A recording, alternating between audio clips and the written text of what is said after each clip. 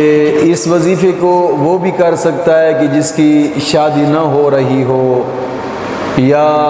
پسند کی شادی کرنا چاہتا ہے یا کہیں سے رشتہ ہی نہیں آتا، وہ بھی کر سکتا ہے کہ جس کی شادی میں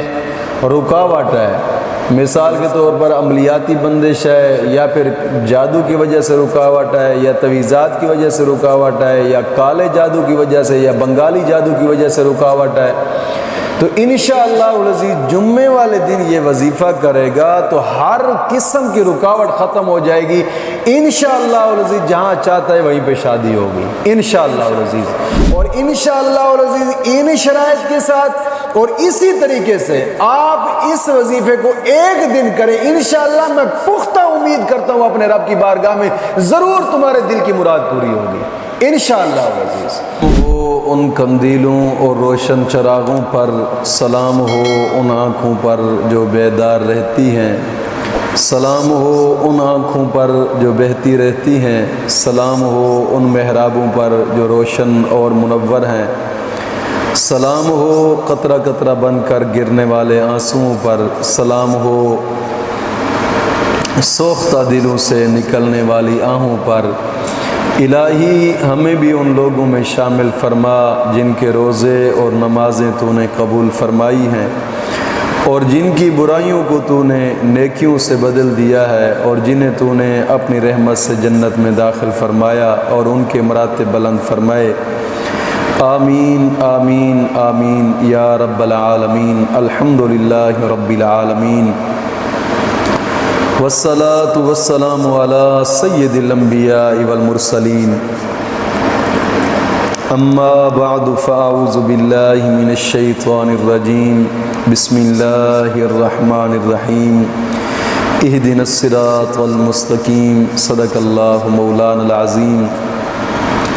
روحانی پاورفل وظائف میں سے آج ایک اہم سبق دوستوں کی نظر کرنا ہے، جو کہ شادی کے لیے جمعہ کے دن کا ایک خاص وظیفہ ہے کہ اس وظیفے کو وہ بھی کر سکتا ہے کہ جس کی شادی نہ ہو رہی ہو یا پسند کی شادی کرنا چاہتا ہے یا کہیں سے رشتہ ہی نہیں آتا، وہ بھی کر سکتا ہے کہ جس کی شادی میں رکاوٹ ہے، مثال کے طور پر عملیاتی بندش ہے یا پھر جادو کی وجہ سے رکاوٹ ہے یا تویزات کی وجہ سے رکاوٹ ہے یا کالے جادو کی وجہ سے یا بنگالی جادو کی وجہ سے رکاوٹ ہے، تو انشاءاللہ العزیز جمعے والے دن یہ وظیفہ کرے گا تو ہر قسم کی رکاوٹ ختم ہو جائے گی انشاءاللہ العزیز، جہاں چاہتا ہے وہیں پہ شادی ہوگی انشاءاللہ العزیز۔ لیکن کرنا اسی طریقے ہے جس طریقے سے میں بتاؤں گا، اسی طریقے سے کریں اور صرف ایک دن کا وظیفہ ہے۔ ہاں اگر اس کے بعد بھی ہر جمعے پہ آپ کرنا چاہیں تو بے شک کر سکتے ہیں، اگر زیادہ کرنا چاہیں تو 3 جمعے تک کریں انشاءاللہ، مقصد ایک ہی جمعے پہ حل ہو جائے گا انشاءاللہ العزیز۔ کوشش فرمائیں کہ نماز کی پابندی لازمی کریں اور ہر نماز کے بعد 11 مرتبہ کلمہ طیبہ اور 11 مرتبہ درود پاک، یہ اشد ضروری ہے، اور اپنے تمام گناہوں سے توبہ کریں اور آئندہ گناہ نہ کرنے کا ایک پختہ عزم کریں۔ اور تیسری شرط یہ ہے کہ روزانہ کی بنا پہ کم از کم 2 رکوع قرآن پاک کی تلاوت کے لازمی کریں انشاءاللہ العزیز، اس سے انتہا درجے کا آپ کو فائدہ ہوگا۔ قرآن کریم کی تلاوت کرنے سے نیکیاں بھی مل جائیں گی، مشکلات بھی حل ہوتی ہیں، اور جس گھر میں قرآن کریم کی تلاوت ہو وہاں نحوستیں بھی ڈیرہ نہیں لگ جاتی، برکتیں ہی برکتیں اور رحمتیں ہی رحمتیں ہوتی ہیں۔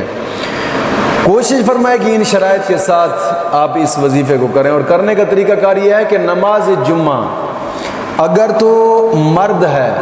تو پھر نماز جمعہ جس مسجد میں جا کر ادا کرے گا وہیں پہ ہی بیٹھ کر نماز جمعہ پڑھنے کے بعد اسی جگہ پہ ہی بیٹھ کر اس وظیفے کو کرے، اور جس طریقے سے کرنا میں بتاتا ہوں۔ اگر عورت کرنا چاہے تو چونکہ عورت کے اوپر تو نماز جمعہ فرض ہی نہیں ہے، تو اس لیے عورت اپنے گھر کے اندر رہ کر نماز جمعہ کی جگہ پہ وہ ظہر والی نماز ہی ادا کرے گی، اور چونکہ عورت پر نماز جمعہ فرض نہیں ہے اس لیے، اور جو پڑھتے ہیں یہ ان کا وبال ان کے اپنے سر پہ ہوگا، کیونکہ نبی کی شریعت میں عورت پر نماز جمعہ فرض نہیں ہے۔ اپنے گھر کے اندر رہ کر جب ظہر کی نماز عورت پڑھے گی جمعے والے دن، بچی پڑھتی ہے، تو جس جگہ پہ نماز ادا کرے گی اسی جگہ پہ ہی بیٹھ جائے۔ مرد ہے تو مسجد میں نماز جمعہ ادا کرے گا، مرد پر تو نماز جمعہ فرض ہوتی ہے، وہ وہیں پہ بیٹھ کر جناب علی اس کو کرے۔ اور کرنے کا طریقہ کار یہ ہے کہ جب نماز سے فارغ ہو جائیں، نماز سے فارغ ہونے کے فوراً بعد ہی سب سے پہلے 2 رکعت نماز نفل حاجات پڑھے۔ پہلی رکعت کے اندر سبحانک اللہم پڑھے گا، الحمد شریف پڑھے گا، الحمد شریف پڑھ کر 11 مرتبہ سورۃ اخلاص پڑھے پہلی رکعت کے اندر، اور پھر رکوع سجود کرنے کے بعد دوسری رکعت میں بھی الحمد شریف اور الحمد شریف کے بعد 11 مرتبہ سورۃ اخلاص پڑھے۔ 11 مرتبہ سورۃ اخلاص پڑھنے کے بعد رکوع سجود، پھر التحیات، سلام پھیرے گا، سلام پھیرنے کے بعد پھر 11 مرتبہ درود ابراہیمی پڑھے۔ 11 مرتبہ درود ابراہیمی پڑھ کر پھر دل، دماغ، ضمیر اپنے رب کی بارگاہ میں حاضر کر کے، اگر زبانی آتا ہے تو آنکھیں بند کر لے، اگر زبانی نہیں آتا تو پھر دیکھ کر پڑھے۔ درود تنجینہ، جس کو درود تنجینہ کہا جاتا ہے، اصل میں درود تنجینہ ہے، اس درود پاک کو 541 مرتبہ وہیں پہ بیٹھ کر پڑھے۔ 541 مرتبہ بڑے والا درود، اللہم صلی علی سیدنا محمد وعلی آل سیدنا محمد صلاۃ تنجینا بها من جمیع الاحوال والآفات وتقضی لنا بها جمیع الحاجات وتطهرنا بها من جميع السيئات وترفعنا بها عندك اعلى الدرجات وتبلغنا بها اقصى الغايات من جميع الخيرات في الحياه وبعد الممات انك مجيب الدعوات ورافع الدرجات ويا قاضي الحاجات ويا كافي المهمات ويا دافي البليات ويا حل المشكلات اغثني اغثني اغثني يا الہی انك على كل شيء قدیر۔ 541 مرتبہ درود پاک کو پڑھ کر پھر گڑ گڑا کر اپنے رب کی بارگاہ میں دعا کرے، اور انشاءاللہ العزیز ان شرائط کے ساتھ اور اسی طریقے سے آپ اس وظیفے کو ایک دن کریں، انشاءاللہ میں پختہ امید کرتا ہوں اپنے رب کی بارگاہ میں ضرور تمہارے دل کی مراد پوری ہوگی انشاءاللہ العزیز۔ اللہ رب العزت دین متین کی سمجھ عطا فرمائے۔